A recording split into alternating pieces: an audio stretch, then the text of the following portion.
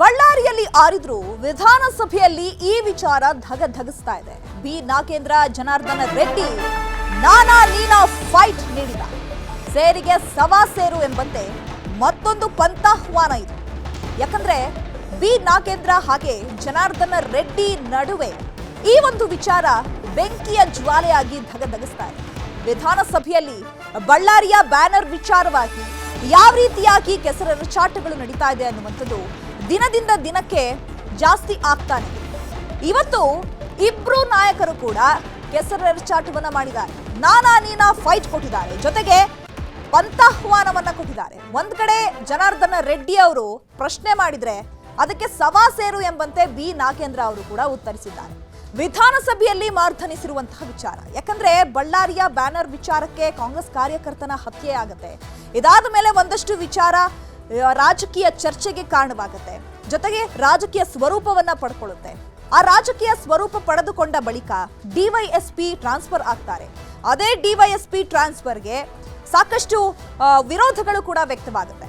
ಅಂದ್ರೆ ಯಾವ ರೀತಿಯಾಗಿ ಇನ್ನು ವಿಧಾನಸಭೆಯಲ್ಲಿ ಬಳ್ಳಾರಿ ಬೆಂಕಿ ಗಲಾಟೆ ಪ್ರತಿಧ್ವನಿಸ್ತು ಅನ್ನುವಂತ ತೋರಿಸ್ತಾ ಹೋಗ್ತೀವಿ. ಇನ್ನು ಜನಾರ್ದನ ರೆಡ್ಡಿ ಹಾಗೆ ಬಿ ನಾಗೇಂದ್ರ ಅವರು ವಿಧಾನಸಭೆಯಲ್ಲಿ ಬಳ್ಳಾರಿ ಬೆಂಕಿ ಗಲಾಟೆ ಪ್ರತಿಧ್ವನಿಸಿದೆ, ಕೆಸರೆರಚಾಟವನ್ನ ಮಾಡ್ಕೊಂಡಿದ್ದಾರೆ. ಯಾಕಂದ್ರೆ ಜನಾರ್ದನ ರೆಡ್ಡಿ ಅವರು ಒಂದಷ್ಟು ಪ್ರಶ್ನೆಗಳನ್ನ ಕೇಳಿದ್ರೆ ಬಿ ನಾಗೇಂದ್ರ ಅವರು ಕೂಡ ಉತ್ತರಿಸುವಂತಹ ಪ್ರಯತ್ನ ಮಾಡಿದ್ದಾರೆ. ಮಾಜಿ ಸಚಿವ ಬಿ ನಾಗೇಂದ್ರ ಜನಾರ್ದನ ರೆಡ್ಡಿ ಏಟು ಎದಿರೇಟು ಎನ್ನುವಂತಾಗಿದೆ. ಸದ್ಯಕ್ಕೆ ಈಗ ವಿಧಾನಸಭೆಯಲ್ಲಿ ಜನಾರ್ದನ ರೆಡ್ಡಿ ವರ್ಸಸ್ ಬಿ ನಾಗೇಂದ್ರ ಅನ್ನುವಂತಾಗಿರುವಂಥದ್ದು. ಯಾಕಂದ್ರೆ ಸಾಕಷ್ಟು ದಿನಗಳೇ ಆಗಿದೆ ಈ ಒಂದು ವಿಚಾರ ನಡೆದು, ಆದ್ರೆ ಆ ಬೆಂಕಿಯ ಕಿಡಿ ವಿಧಾನಸಭೆಯಲ್ಲಿ ಧಗಧಗಿಸ್ತಾ ಇದೆ. ಕಾಂಗ್ರೆಸ್ ಸರ್ಕಾರ ಬಿ ನಾಗೇಂದ್ರ ಭರತ್ ರೆಡ್ಡಿ ವಿರುದ್ಧ ಆರೋಪ ಮಾಡಿದ್ರು ಜನಾರ್ದನ ರೆಡ್ಡಿ. ಯಾಕಂದ್ರೆ ಈ ಒಂದು ಕಾಂಗ್ರೆಸ್ನ ಕುಮ್ಮಕ್ಕಿನಿಂದಲೇ ಈ ಒಂದು ಗಲಾಟೆ ಆಗಿದೆ. ಕೇವಲ ಬ್ಯಾನರ್ ವಿಚಾರವಾಗಿ ಇಷ್ಟೊಂದು ಗಲಾಟೆ ಮಾಡುವಂತಹ ಸಾಧ್ಯತೆಗಳು ಇದೆಯಾ ಅನ್ನುವಂತಹ ವಿಚಾರವನ್ನ ಕೂಡ ಇಲ್ಲಿ ಅವರು ಪ್ರಸ್ತಾಪ ಮಾಡ್ತಾರೆ.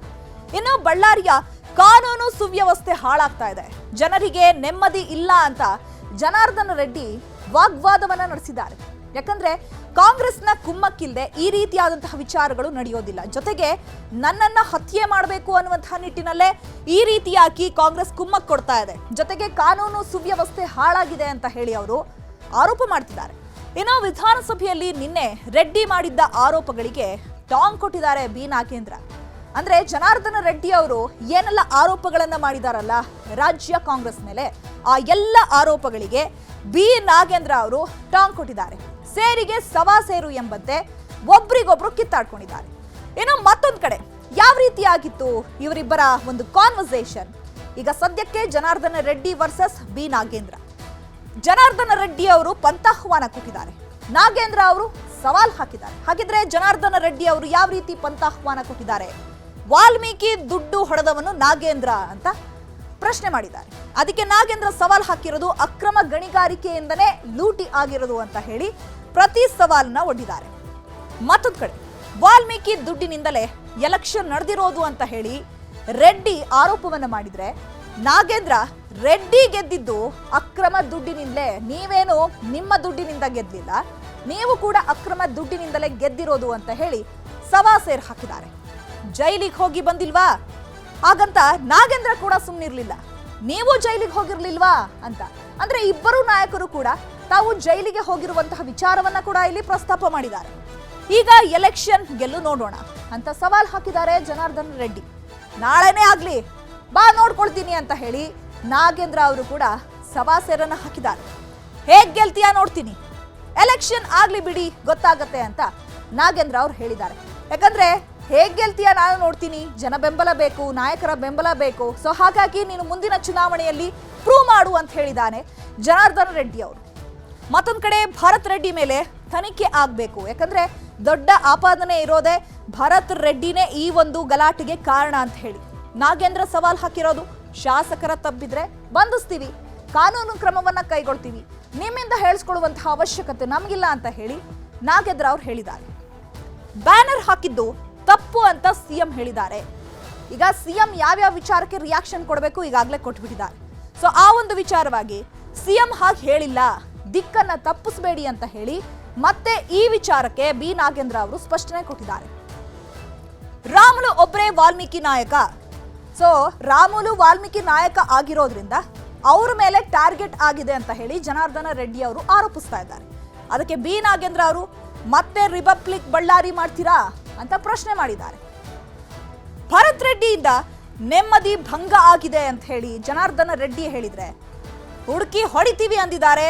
ರಾಮುಲು ಹೇಳಿಲ್ವಾ ಅಂತ ಹೇಳಿ ಮತ್ತೊಂದು ಕಡೆ ಬಿ ನಾಗೇಂದ್ರ ಅವರು ಕೂಡ ಪ್ರಶ್ನೆ ಮಾಡಿದ್ದಾರೆ. ವಾಲ್ಮೀಕಿ ಸಮಾಜ ನಮ್ಮೊಂದಿಗಿದೆ ಅಂತ ಹೇಳಿದ್ರೆ ಎಲೆಕ್ಷನ್ ಆಗ್ಲಿ ಗೊತ್ತಾಗುತ್ತೆ, ನಿಮ್ಮ ಬಂಡವಾಳ ಏನು ಅನ್ನುವಂಥದ್ದು ಎಲೆಕ್ಷನ್ ಗೊತ್ತಾಗುತ್ತೆ. ಸೊ ಹಾಗಾಗಿ ಎಷ್ಟು ಜನ ಬೆಂಬಲ ಇದೆ ಅನ್ನುವಂಥದ್ದು ತಿಳ್ಕೊಳ್ಳೋಣ ಅಂತ ಹೇಳಿ ಬಿ ನಾಗೇಂದ್ರ ಅವರು ಕೂಡ ಸವಾಲನ್ನ ಹಾಕಿದ್ದಾರೆ. ಇನ್ನು ಇಬ್ಬರ ಮಧ್ಯೆ ವಾಕ್ ಸಮರ ಯಾವ ರೀತಿ ಇತ್ತು ಅನ್ನುವಂಥದ್ದನ್ನ ಒಂದ್ಸಲ ನೋಡ್ಕೊಂಡು ಬಂದ್ಬಿಡೋಣ. ನಮ್ಮ ಶಾಸಕರನ್ನ ನೀನು ಎಲ್ಲಿದ್ರು ಕೂಡ ಪಾತಾಳದಲ್ಲಿದ್ರು ಕೂಡ ಹುಡುಕಾಡಿ ಒತ್ತು ಓಡಿಸ್ತೀನಿ ಅಂತ ಹೇಳ್ತಾರೆ. ಇದು ಯಾವ ನ್ಯಾಯ ಸ್ವಾಮಿ? ನಾವು ಯಾವ ಪ್ರಪಂಚದಲ್ಲಿ ಇದೀವಿ? ಇವಾಗ ಕಳೆದ ಬಾರಿ ಆಗಿತ್ತು ರಿಪಬ್ಲಿಕ್ ಆಫ್ ಬಳ್ಳಾರಿ ಅಂತ ಹೇಳಿ, ಮತ್ತೆ ಮಾಡಕ್ ಹೊಂಟೀರಾ? ಅಧಿಕಾರ ಕೊಟ್ಟು ಕೂಡಲೇ ನಿಮ್ಗೆ ಆಯ್ತಾ? ನಮ್ಮ ಮನೆಗಳು ತೂರಿ ನಮ್ಮನ್ನು ಸರ್ವನಾಶ ಮಾಡ್ತೀರಾ? ಮುಗಿಸ್ಲಿ ಅವರು. ಇವತ್ತು ಮಾನ್ಯ ಸದಸ್ಯರೇ ಒಂದ್ ಸೆಕೆಂಡ್ ರೆಡ್ಡಿ ಏನಣ್ಣ ಆಯ್ತು, ಒಂದ್ ಸೆಕೆಂಡ್ ಲೆಟ್ ಹಿಮ್ ಫಿನಿಶ್. ಒಂದ್ ನಿಮಿಷ ಅಲ್ಲ ಅಂತ ಇಲ್ಲ. ನಾನೇನು ಮಾತಾಡಿಲ್ಲ, ಆರಾಮಾಗಿ ನೀನು ಕೇಳು, ನಿನ್ ಮಾತು ಪ್ರತಿಯೊಂದು ನಾನು ಕೇಳ್ತೀನಿ.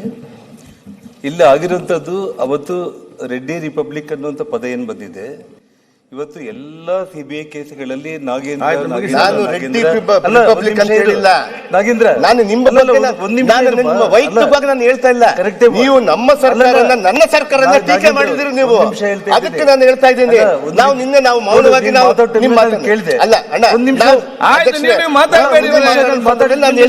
ಸರ್ಕಾರ ಇನ್ವೆಸ್ಟಿಗೇಷನ್ ಮಾಡಿ ಭರತ್ ರೆಡ್ಡಿನ ಬಂಧನ ಮಾಡದೆ ಹೋದ ಪಕ್ಷದಲ್ಲಿ, ಯಾಕಂದ್ರೆ ಭರತ್ ರೆಡ್ಡಿ ಗನ್ಮ್ಯಾನ್ಗಳೇ ಕೊಲೆ ಮಾಡಿರೋ ಕಾರಣ ಭರತ್ ರೆಡ್ಡಿನ ಅರೆಸ್ಟ್ ಮಾಡಿಲ್ಲ ಇದುವರೆಗೂ ಕೂಡ. ಅವ್ರನ್ನ ಅರೆಸ್ಟ್ ಮಾಡಿಲ್ಲ ಅಂತಂದ್ರೆ ನಾನು ನಮ್ಮ ಅಧಿಕಾರ ಬಂದ ಮೇಲೆ ಎಲ್ಲಿ ಪಾತಾಳದಲ್ಲಿ ಬಚ್ಚಿದ್ರು ಕೂಡ ಹುಡುಕಿ ಇಟ್ಕೊಂಡು ಬರ್ತೀವಿ ಅಂತ ಅವ್ರು ಹೇಳಿರೋದು. ಅಷ್ಟೇ ಆಗ್ಲಿ, ತಪ್ಪು ಮಾಹಿತಿ ಶ್ರೀರಾಮುಲು ಅವ್ರ ಬಗ್ಗೆ ಸದಸ್ಯರಿಗೆ ಹರಿದ್ರು ಅಂತ ಹೇಳ್ತಾ ಇದೆಯಲ್ಲ. ಶ್ರೀರಾಮುಲು ವಾಲ್ಮೀಕಿ ನಾಯಕ ಕರ್ನಾಟಕ ರಾಜ್ಯದಲ್ಲಿ ಶ್ರೀರಾಮುಲು ಮುಂದೆ ನಿನ್ನ ಜೀವನದಲ್ಲಿ ನಿನ್ನ 100 ಜನ್ಮ ಎತ್ತಿದ್ರು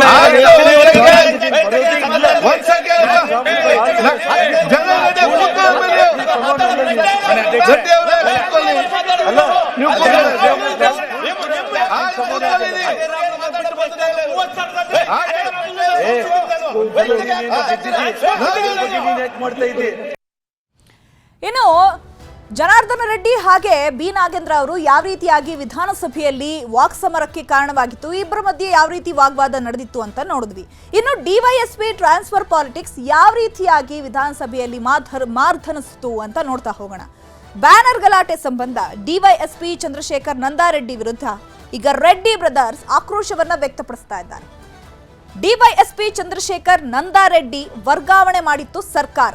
ಯಾಕಂದ್ರೆ ಅಧಿಕಾರ ಸ್ವೀಕರಿಸಬೇಕು, ಚಾರ್ಜ್ ತಗೋಬೇಕಾಗಿತ್ತು, ಅಷ್ಟರಲ್ಲಿ ವರ್ಗಾವಣೆ ಮಾಡಿತ್ತು. ನಂದಾರೆಡ್ಡಿ ಜಾಗಕ್ಕೆ IPS ಅಧಿಕಾರಿ ಯಶ್ ಕುಮಾರ್ ಶರ್ಮಾ ನೇಮಿಸಿತ್ತು ಸರ್ಕಾರ. ಒತ್ತಡವನ್ನ ತಡೆಯೋದಕ್ಕೆ ಅಥವಾ ಒತ್ತಡವನ್ನ ಹೋಗಲಾಡಿಸೋದಕ್ಕೆ ಸರ್ಕಾರ ಈ ಒಂದು ನಿಯಮವನ್ನ ಅಂದ್ರೆ ಈ ಒಂದು ನಿರ್ಧಾರವನ್ನ ತೆಗೆದುಕೊಳ್ತು. ಯಶ್ ಕುಮಾರ್ ಶರ್ಮಾ ಅಧಿಕಾರ ಸ್ವೀಕಾರಕ್ಕೂ ಮುನ್ನವೇ ವರ್ಗಾವಣೆ ಮಾಡಿದ್ ಯಾಕೆ ಅಂತ ಹೇಳಿ ರೆಡ್ಡಿ ಬ್ರದರ್ಸ್ ಈಗ ಆರೋಪವನ್ನ ಮಾಡ್ತಾ ಇದ್ದಾರೆ. ಮತ್ತೊಂದು ಕಡೆ ಸರ್ಕಾರದ ಮೇಲೆ ಒತ್ತಡ ಹೇರಿ ಅಧಿಕಾರ ಸ್ವೀಕರಿಸಲು ಬಿಡ್ಲಿಲ್ವಾ ಡಿವೈಎಸ್ಪಿ ಚಂದ್ರಶೇಖರ್ ನಂದಾರೆಡ್ಡಿ ಅನ್ನುವಂತಹ ಆರೋಪಗಳು ಸಹ ಈಗ ಕೇಳಿ ಬರ್ತಾ ಇದೆ. ಇನ್ನು ಬ್ಯಾನರ್ ಗಲಾಟೆಯಲ್ಲಿ ನಂದಾರೆಡ್ಡಿ ವೈಫಲ್ಯದ ಬಗ್ಗೆ ADGP R ಹಿತೇಂದ್ರ ಸರ್ಕಾರಕ್ಕೆ ಈಗಾಗಲೇ ವರದಿಯನ್ನ ಕೊಟ್ಟಿದ್ದಾರೆ. ಆ ಒಂದು ವರದಿಯನ್ನು ಕೂಡ ಈಗ ಪ್ರಸ್ತಾಪ ಮಾಡಲಾಗಿದೆ. ರಾಜಕೀಯ ಪ್ರಭಾವ ಬಳ್ಳಾರಿ ನಗರ DYSP ಆಗಿ ಮುಂದುವರೆದ್ರ ನಂದಾರೆಡ್ಡಿ ಅಂತ ಹೇಳಿ ಒಂದು ಆರೋಪವನ್ನು ಮಾಡಲಾಗ್ತಾ ಇದೆ. DYSP ವರ್ಗಾವಣೆ ತಡೆ ಸರ್ಕಾರದ ನಿರ್ಧಾರದ ಬಗ್ಗೆ ವಿಧಾನಸಭೆಯಲ್ಲಿ ರೆಡ್ಡಿ ಟೀಕೆಯನ್ನ ವ್ಯಕ್ತಪಡಿಸ್ತಾ ಇದ್ದಾರೆ. ಸರ್ಕಾರ ಈಗ ನಿರ್ಧಾರಗಳನ್ನ ಕೈಗೊಂಡಿದೆಯಲ್ಲ, ಆ ಯಾವ ನಿರ್ಧಾರಕ್ಕೂ ಕೂಡ ಈಗ ಜನಾರ್ದನ ರೆಡ್ಡಿ ಅವರು ಒಪ್ಪಿಕೊಳ್ತಾ ಇಲ್ಲ. ಜೊತೆಗೆ ಈ ಒಂದು ವಿಚಾರವೇ ವಿಧಾನಸಭೆಯಲ್ಲೂ ಕೂಡ ಪ್ರಸ್ತಾಪ ಆಗಿದೆ. ಜೊತೆಗೆ ಜನಾರ್ದನ ರೆಡ್ಡಿ ಹಾಗೆ ಸುರೇಶ್ ಕುಮಾರ್ ಅವರು ಯಾವ ರೀತಿಯಾಗಿ ವಾಕ್ ಸಮರಕ್ಕೆ ಈ ಒಂದು ವಿಚಾರ ಕಾರಣವಾಯಿತು ಅನ್ನುವಂಥದ್ದನ್ನ ಕೂಡ ನೋಡ್ಕೊಂಡು ಬರೋಣ. ಬಳ್ಳಾರಿ ನಗರದ DSPನ ಟ್ರಾನ್ಸ್ಫರ್ ಮಾಡಿ ಒಬ್ಬ IPS ಆಫೀಸರ್ ಯಶ್ ಕುಮಾರ್ ಶರ್ಮಾ ಅಂತ ಹೇಳ್ಬಿಟ್ಟು ಗೌರ್ಮೆಂಟ್ ಪೋಸ್ಟಿಂಗ್ 27ನೇ ತಾರೀಕು ಮಾಡಿದ್ದಾರೆ ಅಧ್ಯಕ್ಷರೇ. 28ಕ್ಕೆ ಮತ್ತೆ ಅವ್ರನ್ನ ಕ್ಯಾನ್ಸಲ್ ಮಾಡಿಬಿಟ್ಟು ಬಂಟ್ವಾಳಕ್ಕೆ ಅಂತೇಳಿ ಮತ್ತೆ ಪೋಸ್ಟಿಂಗ್ ಮಾಡಿದ್ದಾರೆ. ಓಕೆ. ಬಳ್ಳಾರಿ ಸಿಟಿ DSP ಮತ್ತು ASP ಅವರಿಬ್ಬರಿಂದಾನೇ ಅನಾಹುತ ಆಗಿದೆ ಅನ್ನೋದನ್ನ ನಿನ್ನೆ ನಾನು ಹೇಳಿದ್ದೆ. ಅದಕ್ಕಿಂತ ಮುಂಚೆನೆ ಸರ್ಕಾರ ಟ್ರಾನ್ಸ್ಫರ್ ಮಾಡಿ ಮತ್ತೆ ಕ್ಯಾನ್ಸಲ್ ಮಾಡಿದ್ದಾರೆ. ದಯಮಾಡಿ ಪರಮೇಶ್ವರ್ ಅವರು ಒಂದು ಡಿಸಿಷನ್ ತಗೊಂಡು ಅಲ್ಲಿಂದ ರಿಪೋರ್ಟ್ ತಗೊಂಡು ಡೈರೆಕ್ಟ್ IPS ಒಬ್ಬರನ್ನ ನೀವು ಅಲ್ಲಿಗೆ ಪೋಸ್ಟ್ ಮಾಡಿದ್ರಿ. ನಿನ್ನೆ ಇವ್ರು ಮಾತಾಡಕ್ಕಿಂತ ಮುಂಚೆ ನಿನ್ನೆ ಸಂಜೆ 2 ದಿವಸ ಆಗಿತ್ತು ಬಂತು, ಅವ್ರನ್ನ ಮತ್ತೆ ಟ್ರಾನ್ಸ್ಫರ್ ಮಾಡಿ ಯಾರ ಕಾಲದಲ್ಲಿ ಆಗಿತ್ತು ಅವ್ರನ್ನ ರಿಟೈನ್ ಮಾಡಿದ್ದೀರಾ. ಇದಾದ್ರೆ ಓಕೆ, ಏನು ಇಂಥ ಗಂಭೀರ ಇನ್ಸಿಡೆಂಟ್ ಆದಾಗ what message the government wants to send? ಸರಿ, ಮತ್ತೆ ಉತ್ತರ ಕೊಡ್ತಾರೆ ಅವರು. ಏನೋ ಇದೇ ವಿಚಾರವಾಗಿ ಬಿಜೆಪಿ ರಾಜ್ಯಾಧ್ಯಕ್ಷ BY ವಿಜಯೇಂದ್ರ ಕೂಡ ಮಾತನಾಡಿದ್ದಾರೆ. ಬನ್ನಿ ನೋಡೋಣ.